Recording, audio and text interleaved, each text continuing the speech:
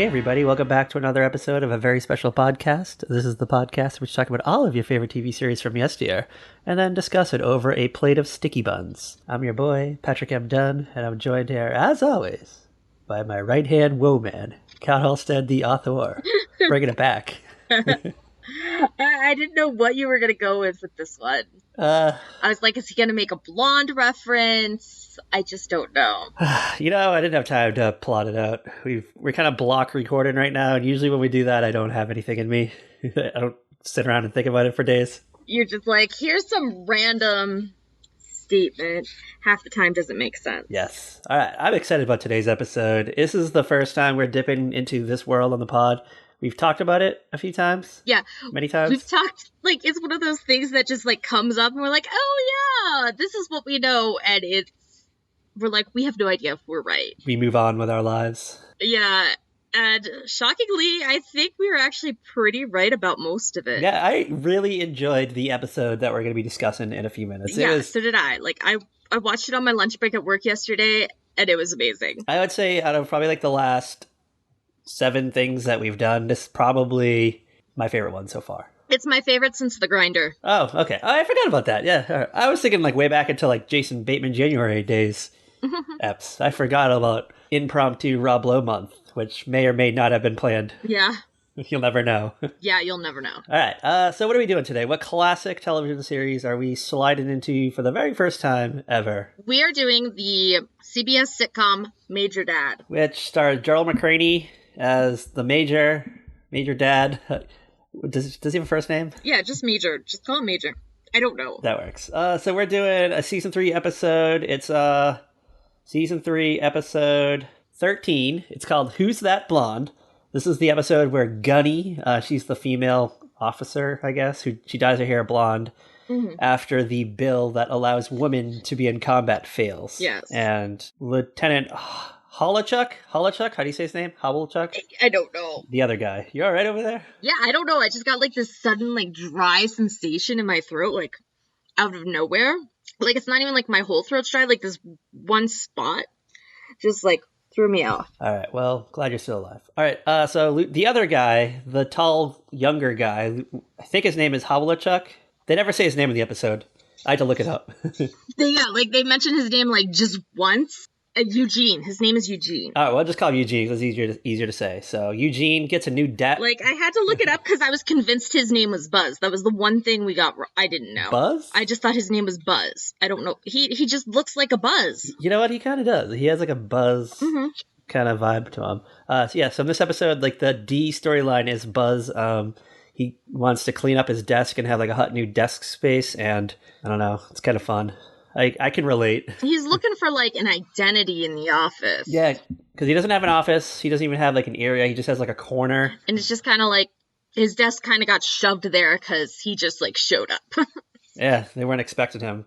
And that's his plot. And then we'll go through it beat by beat. It's kind of fun. Yeah. So Major Dad, this starred Gerald McCraney. He played John McGillis, by the way. That's his name. John McGillis. They call him Mac. Okay. I knew there was a Gil in there somewhere. Everyone just calls him the Major. That's how I kind of just know him as. Yeah. Yeah. So he's kind of the lead. He's married to Pollyanna.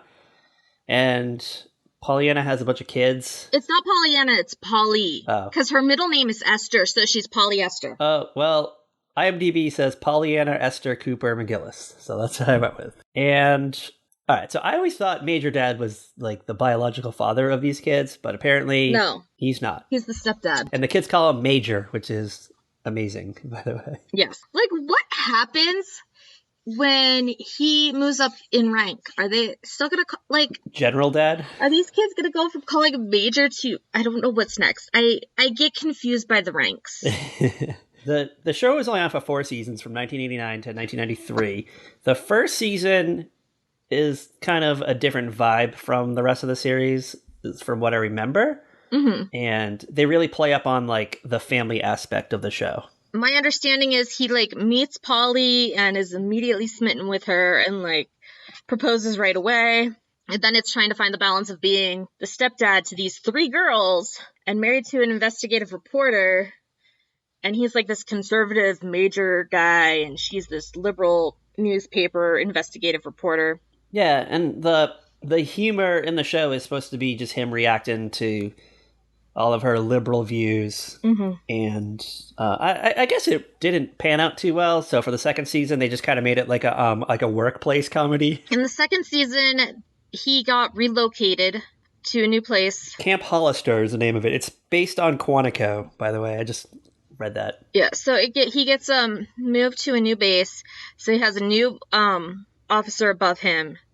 And then you get Gunny as the new staff, and Eugene came with him. Okay, Eugene was in the original series, right? The original season? Yes. Okay. He's probably like the one character out of that original like group from the work setting that worked. The family's still on it, but they're just not as prominent as the previous season, I guess. Like, they kind of toned down on the liberal journalist aspect, I think. I think there's more of a balance between the two. Okay. Like, maybe some episodes focus more on home and some more on work, where there's, like, a nice balance. It's not just, like, he's a major, but here he is trying to deal with these girls, and he doesn't know what he's doing. We get a little bit of it in this episode, and I'm going to throw this out there. I didn't really care for that. Yeah, this is not a family episode. Kind of dragged the plot down, because I was invested in Gunny. What I realized when we got to the family aspect of the show in this episode was that I completely did not remember the daughters. Like, I knew there were 3, but, like, in my head, they were different actresses. See, I thought they were a lot younger. I was expecting, like, a baby and, I don't know, like, Stephanie Tanner-age kids. But there's, like, a teenage daughter. Well, there was one. There was one, the youngest. I know, but I thought... They were all... No. I thought he's the stepdad to 2, and then and then he has his own, and it's like a baby. Mm-mm. But I don't know. Maybe I'm thinking of another movie or another show or something else altogether. Yeah, like... I have no idea. All right. So the show is really cartoonish, too. Like, it just takes place in this wild world that could probably not exist in our reality. Like, these characters are just too quirky. And Major Dad he's kind of like the Bob Newhart. He's the straight man in this world. And it's mostly just him reacting to everything going on around him. Like, he's got that bumbling boss. Like, he's just a fool. Well, like, he's the one keeping this army or marine base running, really. Yeah, he's for real. And then he's kind of keeping his house afloat, too. Because, let's be real, the liberal journalist can't take care of it. There's a reason she jumped and married the conservative Marine guy. All right, before we get into the makes and breaks of Major Dad, you want to go through this hot night of television? I'm going to say this is a hot night of television. You're going to like this, I think. What night, like, what kind of night is this? Did this air on a Monday, a Tuesday? I literally have no memory. It's a Monday. This is a December episode. This aired December 16th, 1991. And it makes sense because we get like a little bit of Christmas in this too. Like a smidge. We do, which I was kind of like surprised about, especially for like when this episode aired. You don't normally see TV characters like setting up for the holidays. Yeah, like it's just there, or that's like the episode is like Christmas Eve and they're putting up the tree. It's very rare still. Like, once in a while, you'll get a series where they, like, show kind of, like, the progression. Like, there's a season of Fuller House where they have Thanksgiving, and then the tree is up in the next episode, but it's not Christmas yet. The tree is up in, like, a couple episodes. And they don't reference it, it's just there? It's, like, there, they're getting ready for Christmas. There might be a few references here and there, but it's not like, it's Christmas! We just had Thanksgiving the episode before, though. Like, you know what I mean? There's a progression. See, I had a theory that, they pretty much had this script ready to go, and then when they were kind of plotting out the season, they realized this aired probably a week before Christmas, pretty much. It's like 10 days before Christmas. And they're like, oh shit. So they probably just like threw in a quick Christmas light scene where they're like out in front of the garage and just with a box full of Christmas decorations. And that's it. That's like all we get. That's all, yeah. Any reference to Christmas is in that moment.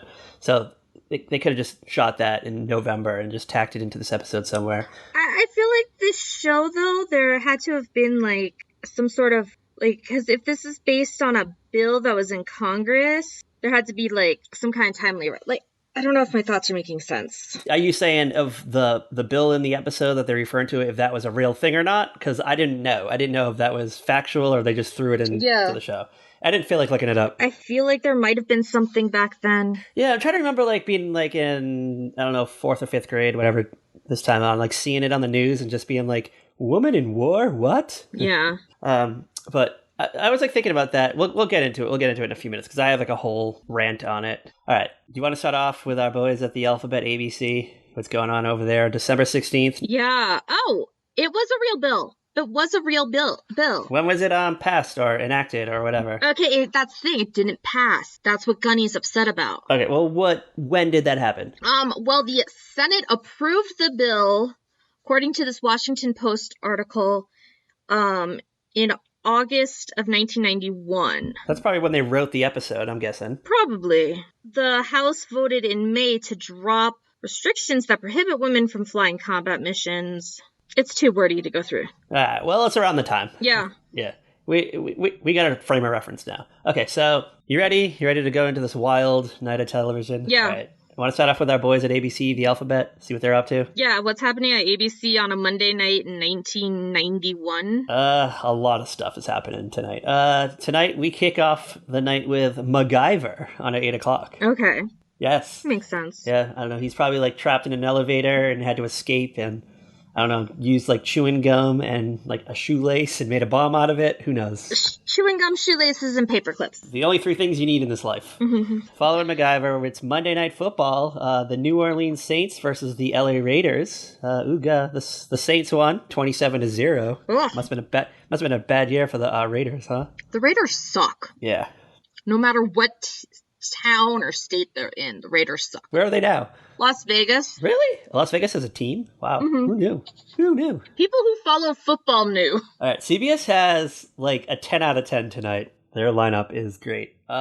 Any guesses on what's on at 8 o'clock? It's not Major Dad because that's on next. Okay, You know this era. You know this. I know. I'm just trying to like... Want some hints? Want some hot hints? We're gonna have Designing Women, Murphy Brown, Major Dad, and I am missing something. I can't think of what it is. You're missing one more sitcom. I'm going to give you a clue. I'm going to give you a hint. Probably around this time, the star was probably going through a messy divorce or getting ready to go through a messy divorce. Oh, Evening Shade. Yes, starring our boy Burt Reynolds, Evening Shade, which was a big thing for a while, right? This was like a... I guess my mom watched it. There was always something else on when it was on that I watched instead. I know what you're going to be watching instead. All right. So following this whole sitcom block, the order that this night is Evening Shade, Major Dad, Murphy Brown, and Designing Women. But at 10 o'clock, you get a hot drama. Any guesses? It's a show we've talked about many times. It might involve a moose. We're not sure. Oh, Northern Exposure. You got it. Yeah. This is a show that we know like fragments about, but we've never actually have seen it, or if we have seen it, we don't remember it. Am I getting that right? Yeah, like, I remember watching it back then, and I have, like, really random, vivid memories of, like, the most absurd stuff. Like, I have a memory of the old lady who ran the general store getting scammed by one of those, like, people who are like, oh, here's a 20, give me the change. Oh, here's a tag, where they, like... Oh, yeah. do that, like, swappy thing for the... money switch thing, yeah. And then I remember John Corbert's character couldn't vote in an election they had. Okay. But he just wanted to sit and watch people vote. You remember a lot more than I do. And one more really random thing I remember is, because it was Alaska, the New York doctor prescribed a bunch of people those lights that create sunlight. Oh, okay, yeah. Mixed sunlight for people to use during the winter. Good for him. I just remember Janine Turner being on it too. Oh, yes. There was a time where Janine Turner was on top of the world, and it was like, this is probably peak Janine Turner era. I don't even know what else she did. I just remember seeing her name everywhere. General Hospital. Yeah, but I feel like she was on something bigger than that though too. Cliffhanger. She's in the movie Cliffhanger. She on General Hospital, she played Demi Moore's character's sister. Were they ever on it at the same time? Yeah.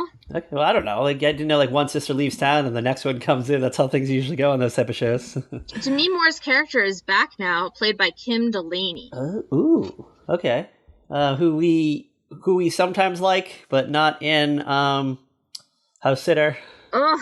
You ready to head over to I think we're gonna go over to Fox next. I'm excited about Fox. Yeah, tell me what's on Fox. All right. It's a movie. It's a cinematic movie. This is a movie we've talked about numerous times on the podcast. It's a sequel. Courtney Cox has a role in it. Any guesses? Okay, it's a Courtney Cox flick. I don't think she's the main star, but she's she's prominently featured in this movie. And it's one of her earlier roles. It's probably like a year after Masters of the Universe. She's like hot off the press of Masters of the Universe and getting called up onto a Bruce Springsteen stage in the Dancing in the Dark video. Like, we're post that. Oh. It's a sequel. Cocoon 2! Yes, Cocoon the Return. It's the, I guess it's the network premiere of it. I don't really know.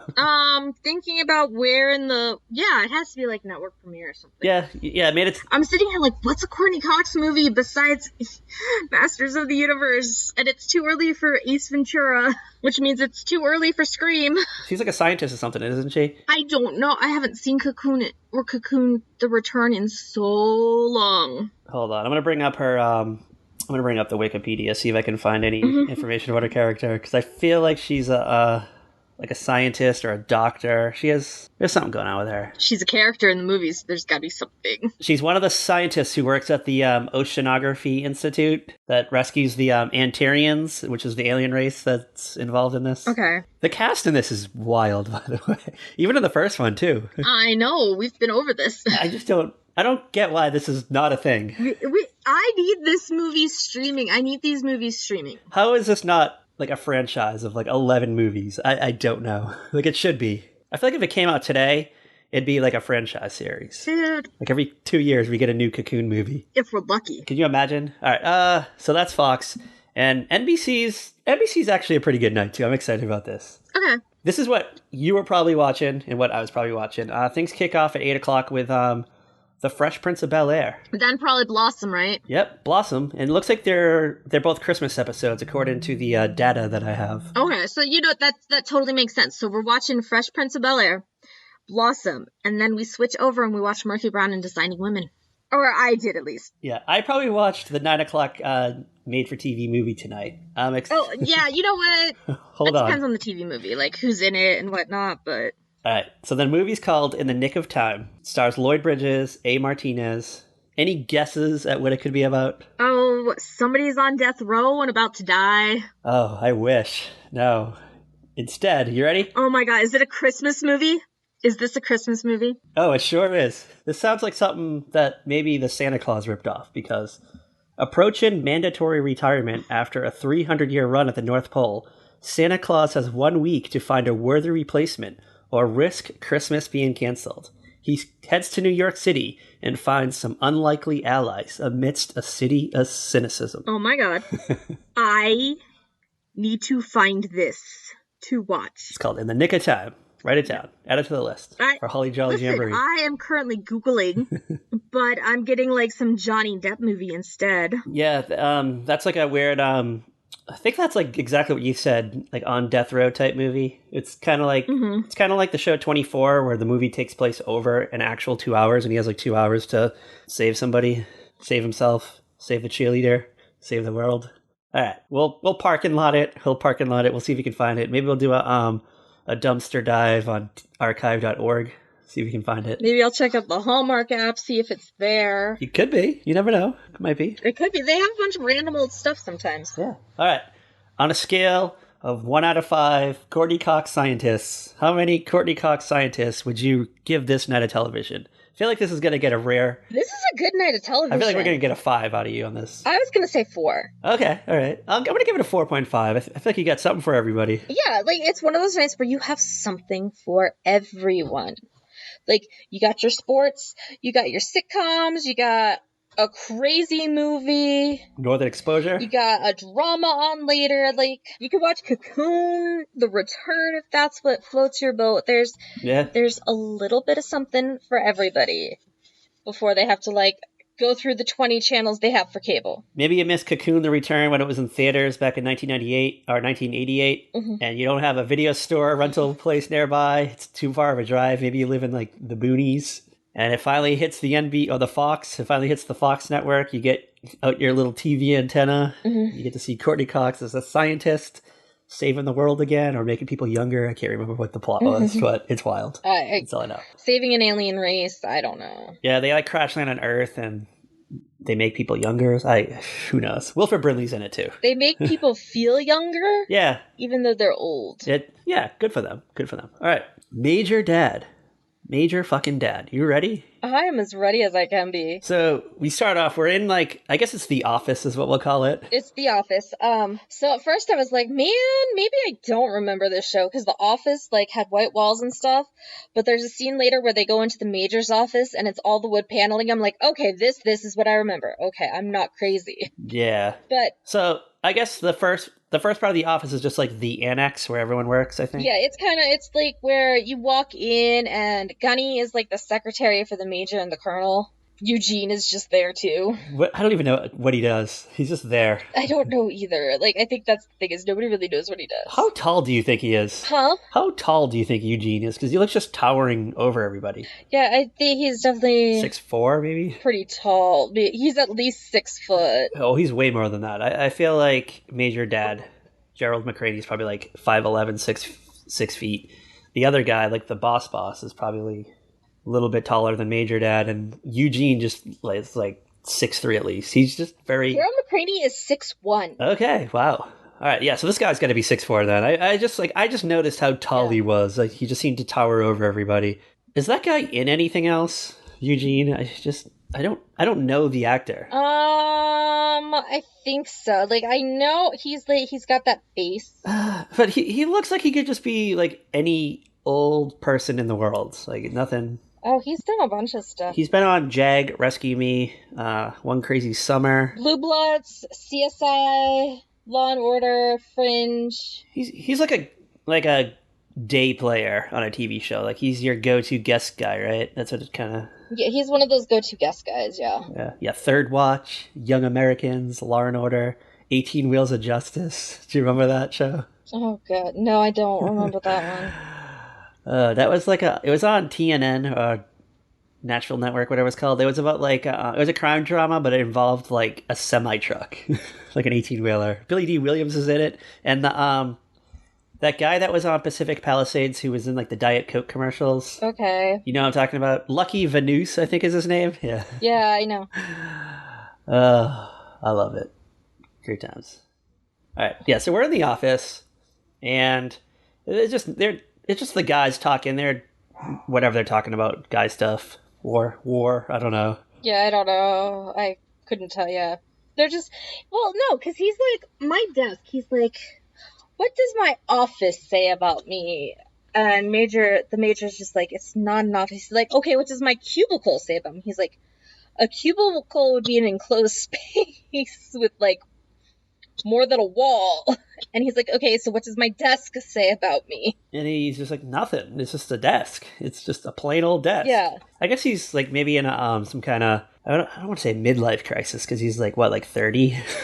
Like, just kind of maybe a slight identity crisis. Like, what am I doing here? Yeah, which stage of Erickson is he in? Like that young adult to pre-middle adulthood stage, where you're just trying to... Midlife crisis? Figure out your purpose? Not even quite a midlife crisis, because he's like a young guy. Oh, no. Quarter life. Quarter life, yeah. All right, I'd throw him in like a quarter life crisis. You know what? He probably doesn't answer the phones, but he probably does errands for them, I guess. Like, maybe they kind of send him out to places. Yeah, like... Or maybe if, like, they have to, like, a picture on the wall's not straight, and they just need it, like, uncrook it. Mm-hmm. He's that guy. Changes light bulbs. He has some purpose. We just don't know what it is. Like, we definitely don't figure it out in this episode. He could change light bulbs without using a stepladder because he's 6 feet, 6'4". Though, to be fair, even, like, Gunny is tall, too. She might even be taller than Gerald McCraney, now that I think about it. Yeah, like, they're all... Well, plus I think she wears high heels. And she has a big, like, wig that she wears, too. We'll get to Gunny in a minute, because she's about to come in. Mm-hmm. Who's the boss? Is he just, like... He's not a general? The colonel. So he's kind of like... He's obviously in charge, but he's not competent enough. He's just kind of there, and he tries to get things done, but he relies on the Major. The Major just has like a good system, I think. He's got like a good way of running. Yeah, the Major's like, this is what we do. This is how we do it. Let's get it done. Knocks it out. They're trying to solve Eugene's quarter-life crisis. And then in comes, the door opens up. It's Gunny. She just has this sad look on her face. Her head's down. She might be crying. or little crocodile tears. You know, she's visibly upset, and they're kind of like thrown. Yeah, because she's usually happy, right? She's chipper. So Gunny is kind of your like no nonsense, badass statue kind of woman. Like, she's not like a normal woman who's like, oh. She's very stoic, very matter of fact. Do you know what vibes I get from Gunny? What? If you like watch like the old 70s Wonder Woman, and it's like Diana's the secretary like in the military compound, and she's just always got her ear to the ground and just kind of like knows what's going on and then just goes and takes care of it herself as Wonder Woman. That's the kind of vibe I get from Gunny. Like, she's just kind of, she knows what's going on. And I don't know, if like a terrorist attack happened in a neighboring town, she would just go out there and take care of it before the guys even have it figured out. Yeah, she's like your badass who could take care. Like, there's one point where she's like, she tells Eugene she could like carry him to the infirmary if she had to. Because there is some definitely like misogyny going on. They're like, do you really want to be on the battlefield? She's upset because that bill didn't pass, which says that women are not allowed to be in combat or fly planes or any. Oh, they can be in combat, but they can't be on the front lines. Was that it? I can't quite remember. I think something like that. Like, they just can't be like in the deep trenches. Like, they might be able to go to like Kuwait, but they're going to be back at like the communications tent making coffee. They're not going to be out like chasing down Saddam Hussein or anything. Yeah, like that's what she wants. She wants to be like Rambo. She wants to have like a tank top on. She does. She run through the desert. Dude, if Gunny had been able to, she probably would have found Osama bin Laden in like 2 days, taken him in, and then tied him up to like the Statue of Liberty. Yeah, war over. Problem solved. Yeah, so the guys are just trying to like rationalize where they're like, hey, you don't want to be in war anyways. Like, war is hell. War sucks. You know, it's, you know, what happens is like your war companion's going to get shot. Then you're going to have to carry him like 3 miles through the woods or the desert or the tundra.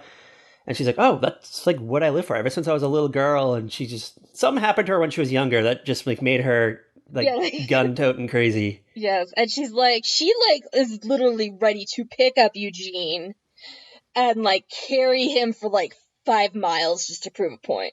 And he's like, no, we believe you. We believe you can do it. It's not that we don't think you can do it. Are you really sure that's what you want to be doing? They're like questioning her. The major's trying to like soften the blow. He's like, hey, listen, you know, this is a shitty thing that happened. You know, we would love to have you at war, but unfortunately, the man in charge says no. So, but, you know, look on the bright side. When one door closes, another door opens. There's all these great opportunities for you here at the Marine Corps. I think they're Marine Corps, right? Yeah, I think they're Marine. Like, yeah, they're Marines. They're Marines. Yeah, I think you're right. So he's like, why don't you take the day off? You know, go home, think about it. He's like, just go chill out. Like, for her, it would be go clean your gun. And it's kind of like the end of the day at the office. The major goes home. Polly Esther is like laying on the couch, just reading the newspaper or something. Still in her suit. Still in her power suit. Yeah. Like, that got me. I was like... Lois Lane. Like, dude, I would not. Like, when I wear my blazer for work, which isn't often, like, as soon as I can... Like, it is hot to wear. Like, holy crap. Like, as soon as I can get that thing off, I'm like, thank God. And I only wear it, like, when I have volunteer groups in the building. Maybe she was, like, expecting there to be, like, a break-in report that she had to be on the scene really quick. Who knows? But, yeah, like, I don't know if I would trust somebody in a business suit. Is she, like, a television journalist, or is she just, like, write articles? Like, no, she's a newspaper. It's like, why is she doesn't have to be all, like, dressed up like that all the time. I don't know. Like, it's not like she's on the air. Like, hi, this is Polly Esther with the 7 o'clock news. We'd like to report that the Women in Combat bill has been overturned by, I don't know, Norman Schwarzkopf. He says no, he doesn't want women in war. She probably just, like, she's sitting at a desk with, like, a old-timey, like, word processor, a blue screen, and, like, the white text, and just tapping away. Dude, she's not even got that. She's probably got a typewriter still. Oh, she's, like, old school? Yeah, like, no. Okay, 1, it's 1991. 2, they're in a small-ass town. Where are they in the country? Do we know? Are they in the East Coast? Like, Midwest? I think it's supposed to be Georgia. Because a lot of these, like, military training bases, they're, like, away from society. or they were. I don't know what they're like now. That's just so weird because I live near like 3 military bases. Well, I mean, I guess there's little tiny communities around there, though, like little neighborhoods and stuff, and thrift shops. Macklemore thrift shops. I could be way wrong. I think there are ones that are near cities, and then there are ones that are like away from everything. I just happen to live in a very military populated area because we have 2 Air Force bases and an Army base. We almost had the Space Force too. So there's a lot of like woodland around it though, right? Like it's kind of like you can't just drive by it and look at it. Oh, honey, when you come to Colorado Springs for my wedding, we'll drive around. We'll do the Major Dad tour. Like you can see parts of specific bases like as you drive by. I'm just picturing like on movies and TV, it's always in this like desolate area, and there's just like forest all around it, and there's this like I don't know, this nondescript like gate out front that it opens up, and there's a guy standing there with a little clipboard, and he's like, "Name, please." I'm here to see the president. I'm sorry, are you on the list? You're not on the list. Are you that weird guy from the 1990 like Captain America movie?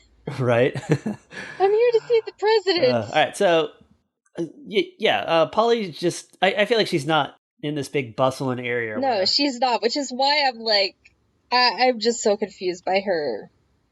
That's why I think she's just got like a typewriter. I don't know. And like, can't she like write at home too? Well, some people. Well, you know what? Work better in an office. Now that I'm thinking about it, so I remember when I was growing up, when I was younger, I had a friend. His mom worked for the local newspaper, and she did go to an office, but she would like come back like 2 hours later and then just like write an article on the home computer. Yeah. And then like leave for a little while, then like come back. So it wasn't like she was like hanging out at the I don't know, like the newsroom all day. Yeah, I just don't know that. Polly just confuses me. She might have to go to the library and like do research and stuff, like at microfiche. Yeah. So I guess like, you know what, you're on the clock. You got to look professional when you're at the library. Yeah. You're not just some like slouch.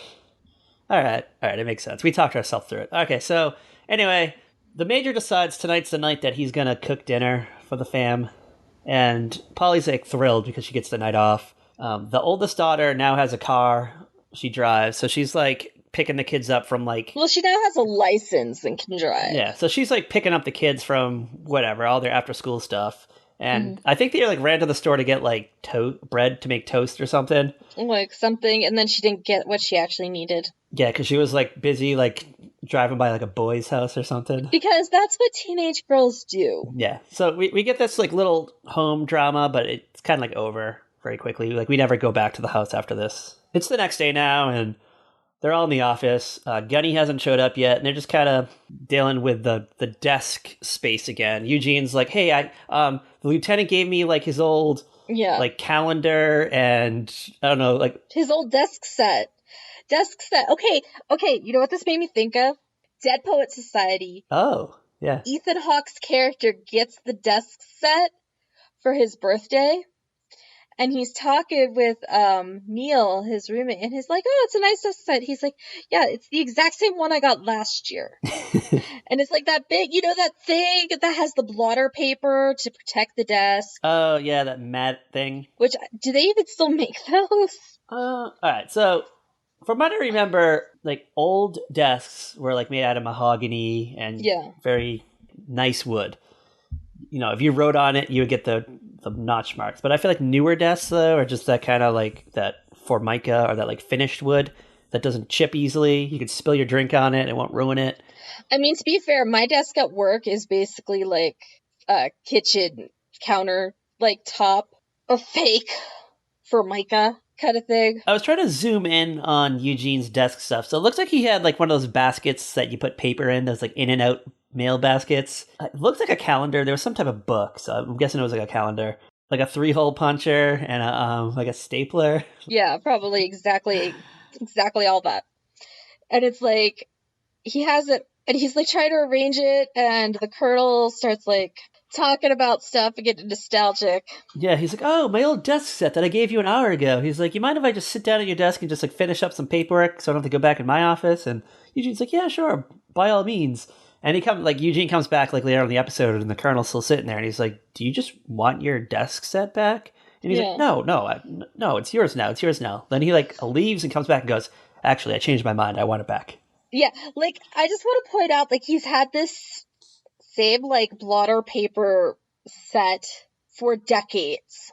Like, it's the same piece of blotter paper, because he's like, this is where I spilled this when I was writing that love letter to my wife, and thinking, damn, that lasted a long time. I'm like way beyond that era of desks. Like, how long does that stuff last? Like, I feel like it's not that long.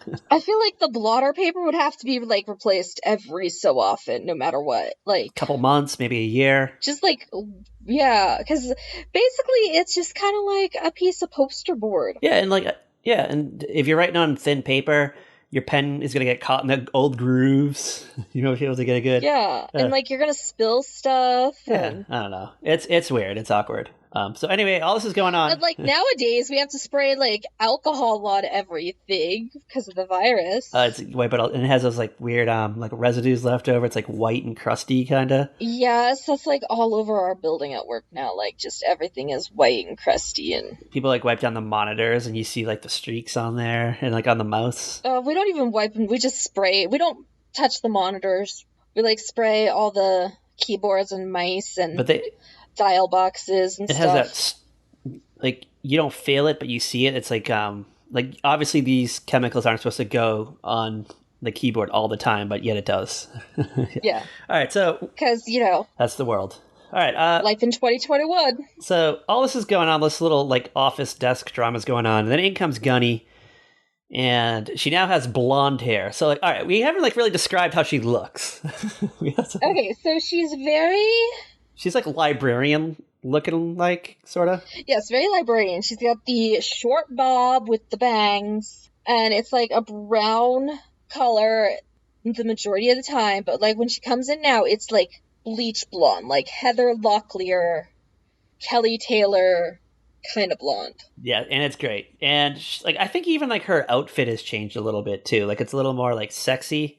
There's something, like, there's just change, like, you can't quite pinpoint it. The guys can't quite pinpoint what else is different with her than just the hair. Like, the lieutenant doesn't even notice the hair. He just knows something's different. Yeah, Eugene and Major are like, hey, you all right, Gunny? Like, I know you're feeling a little, like, beaten down yesterday, but, I mean, you kind of did a big physical change. And she's like, oh, I thought about what you said about, new doors opening, and I'm a new person now.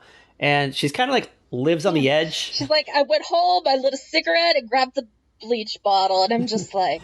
Huh. So we kind of like get like a rundown of like what her day is going to be like, and she's going to go like bungee jumping later.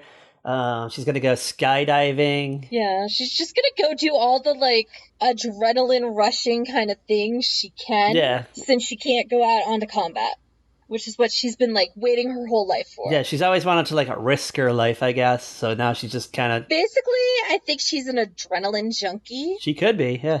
Who thought when she joined the military, she would get that rush all the time. And instead, she's sitting behind a desk. Sitting behind a desk, answering calls, and, I don't know, writing names into her Rolodex. Exactly. She's just kind of like envisioning her life now. And we get this little like daydream chimes come in, and the screen gets blurry for a second, and it comes back, and we get this like Agatha All Along / like That Girl type theme song for Gunny, and it's Who's That Blonde? And it's like her she's like walking through her town and just getting into these wild, and it goes on for like a minute and a half. It's amazing.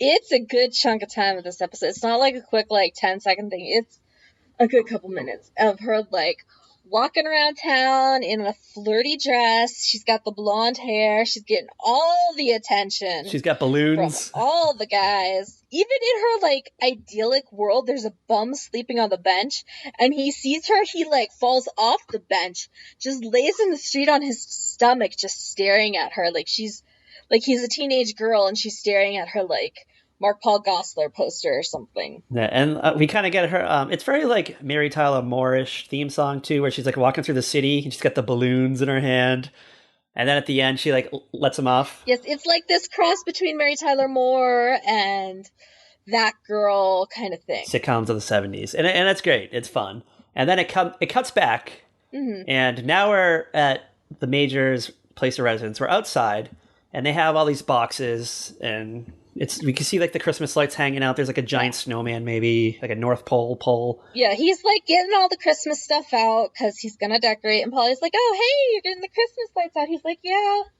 I am. Figured it was time." Then you hear like a motorcycle like revving in the distance. Yeah, and it's getting louder and louder. And he's kind of like, "What the hell? Like, what is going on?" You know, I totally forgot about Gunny. I was thinking this was going to be like the boy that the daughter was chasing after, like he was coming over. Oh, yeah. But instead we get like... Nope. She's wearing all leather. Like, you can't tell if it's a man or a woman yet. The helmet's on, and she like takes the helmet off, and she like shakes her hair, like tussles it all around, and we see like the blonde hair, and they're all like, Gunny? They're like, you bought a motorcycle? And she's like, no, I'm just test driving it, but I'm thinking about buying it. And he's like, I thought about what you said, and, you know, this is for me. This is like the new me. And then she like burns a rubber and like flies out of there. And she's doing that thing where she's like making smoke behind her. She's an adrenaline junkie. So I guess it's the next day now. We're back at the office, and Major's like, hey, Gunny, can I talk to you? Can you like come into my office? And she like sits in a seat that she's like never sat in before, I guess. It's like this big leather chair in the office. Yeah. I think even like Eugene even walks in. He's like, hey, I've never seen you sitting there before. I didn't understand that. I think she's very much a creature of habit. Okay. Oh, okay. In some ways. Like, you know, she does like everything by the book. Maybe she stands in the corner. Because she's like a good soldier. You know what I mean? She's a good soldier. She follows protocol. Right now, she's kind of having her crisis because, you know, she's been a good soldier, but she doesn't get to do what a soldier does. Yeah. Okay. All right. That makes sense. And that's what she really wants to do. Someone's like, hey, Gunny, there's a flower delivery guy here for you. And she's like, oh, send him in. And then she's like, by the way, that's not the flower delivery guy. That's my new date. And he's like holding flowers. And it's just like, I wouldn't say like a young stud, but it's someone who you would probably think is like out of her league. Like, someone you wouldn't expect her to date, but, like, what I was reading is that she apparently has quite a number of suitors. Really? Okay. I don't remember that aspect of the show. I don't either, but that's what I read. I guess, like, they're letting her leave early. She's, like, always leaving early for some reason. She's like, well, I gotta get going. Me and my new suitor are going skydiving in a few minutes, so, you know, we'll tell you all about it tomorrow. Bye!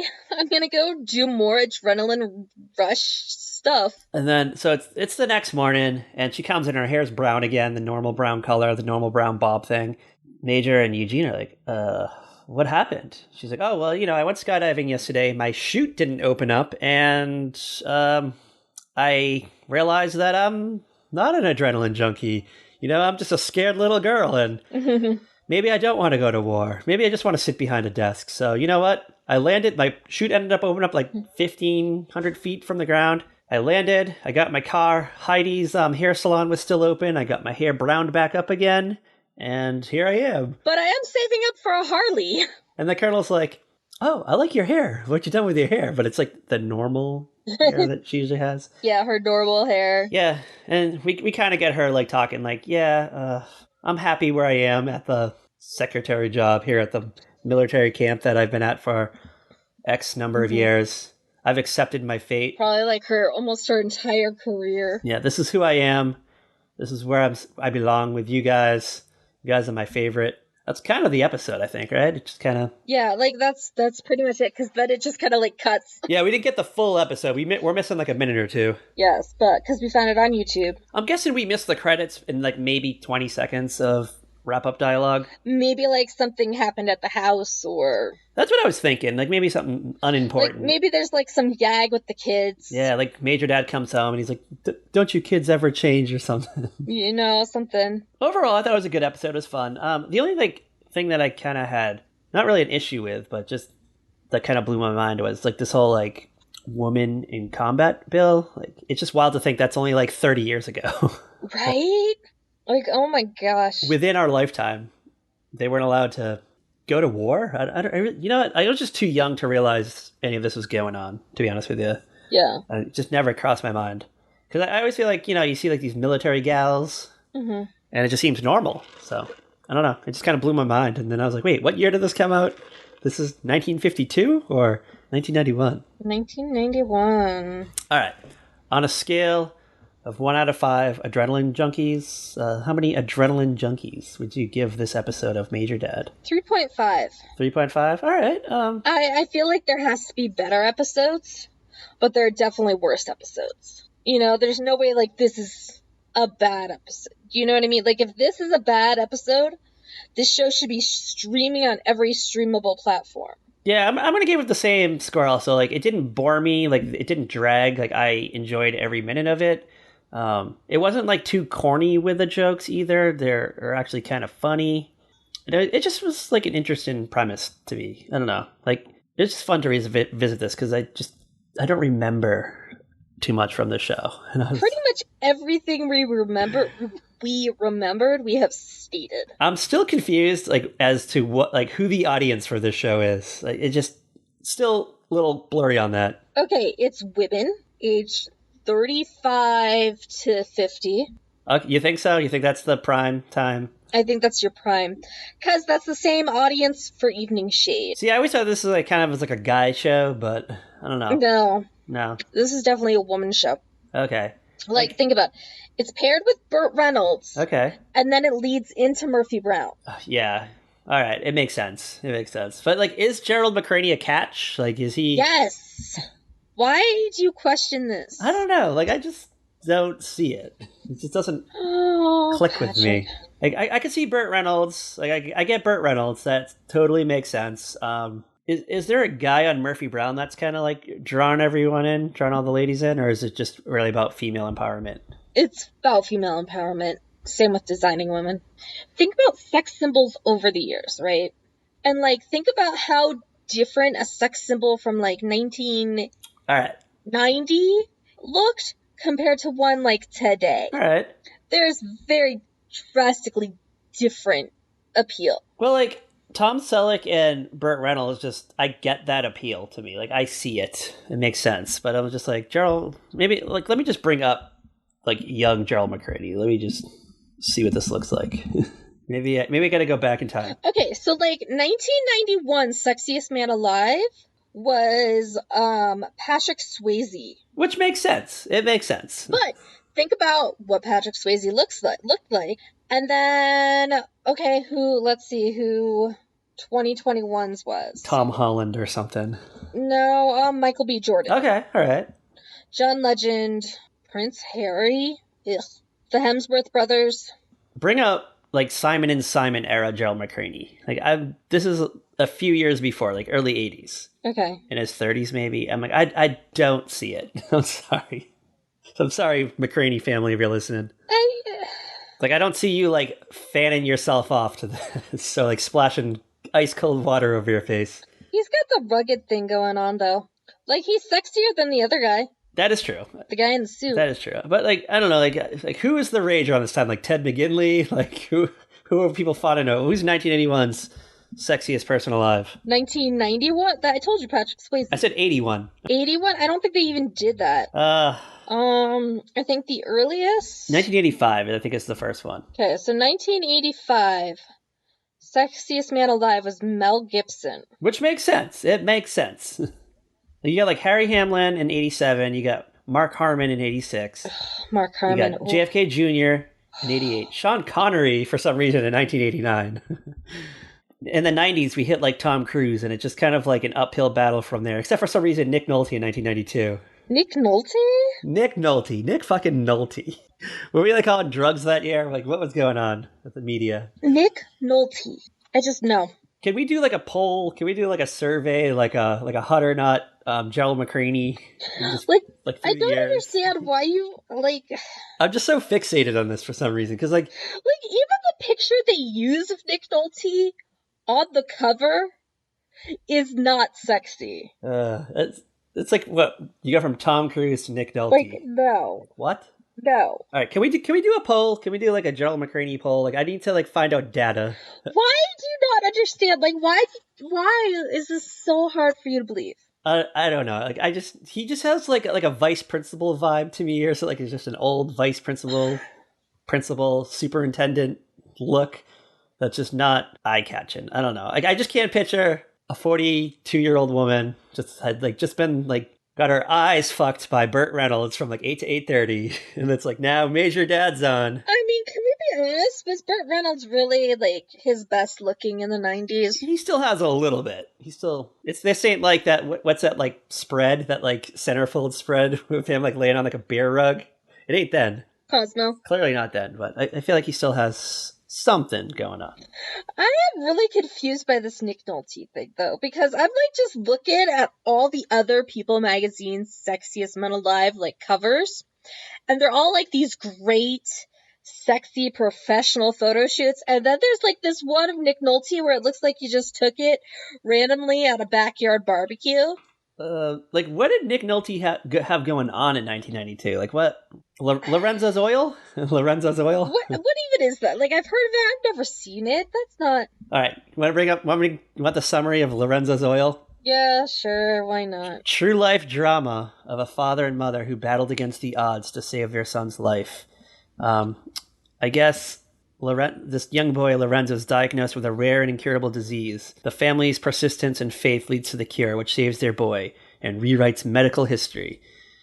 Susan Sarandon's in it.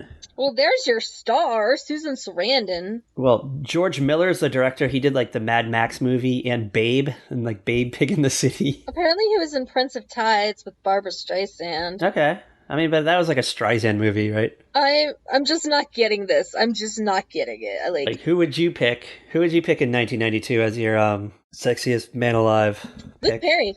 All right, yeah, Luke Perry. Maybe Jason Priestley. Mm-hmm. But Luke Perry probably just had he probably has like Buffy dropping this summer. We get Calendar Girl is probably in Jason Priestley's circuit. Yeah, it's the year of Buffy. I don't know. It makes sense. It tracks. It tracks. To be fair, Luke Perry was sexy until the day he died. That is true. That is true. I mean, I was just watching one of his westerns this morning. 8 Seconds, maybe? Is that what you're watching? No, it was one of his Hallmark ones. I don't even know what the title was. I just like randomly turned on the free Hallmark channel on the Zumo or whatever it's called. Mm-hmm. And it was the Luke Perry movie, and I just kept watching him be like this total badass. The lasso and rounding up criminals. Yeah, he was like playing a judge or something. Maybe I can find the title. Because I think he did like a series of movies for... As the same character? As the same guy? Possibly, yeah. Like a trilogy? Because he did quite a few Hallmark westerns. Hold on, I'm trying to see if I can find it. This would be under television or film? Oh, it would be one of the Goodnight for Justice series, John Goodnight. It's a TV mini... They call it a TV mini-series. Okay. Jason Priestley is one of the directors for it. Good to know. Good to know. Yeah. Ricky Schroeder's in one of them? What? All right. What are we doing next week? What fantastic series are we sliding into for the first time? A lot of firsties going on. Yay. Okay. I'm super excited about this one as well. Yes. We are doing the 90s classic sitcom, Parker Lewis Can't Lose. Yes, starring Corin Nemec, some other people, Abraham Ben Ruby, who went on to be on yes. ER, and that's all I know him from, these two things. And it's kind of like a Ferris Bueller type teen sitcom. He gets himself into shenanigans, then he has to get himself out of them. It's like a... he's kind of like... Yeah, he's like Ferris Bueller, he's like Zach Morris, but better. Yeah. But better. That's all I gotta say. Matthew Broderick, who? I mean... And he never loses. Never loses. As far as I know. Yeah, it's... There's an episode with the cast of 90210 is on it. Yeah. Oh, there's like so many episodes. So we'll get into it. We'll get to the nitty-gritty of it next week. So listen often, listen all the time. And where can you follow our wild adventures? You can find us on Twitter at Very Podcast. You can find us on Instagram, Facebook, Tumblr at A Very Special Podcast. Do not accept invitations. You have found us somehow, so subscribe, like, review, tweet us, all that good stuff. And as always, girls, as always, bye! Watch the skies for Gunny hopping out of a plane and her parachute not opened up. But luckily, at the last minute it does. That was a mouthful.